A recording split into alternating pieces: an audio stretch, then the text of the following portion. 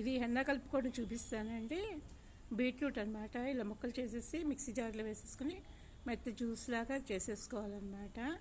ఇది ఒక్కోసారి ఏం చేస్తామంటే హెయిర్ డ్రైగా అవ్వకూడదు అంటే కనుక వేడి నీళ్ళలో పోసి దాన్ని ఫిల్టర్ చేస్తాను.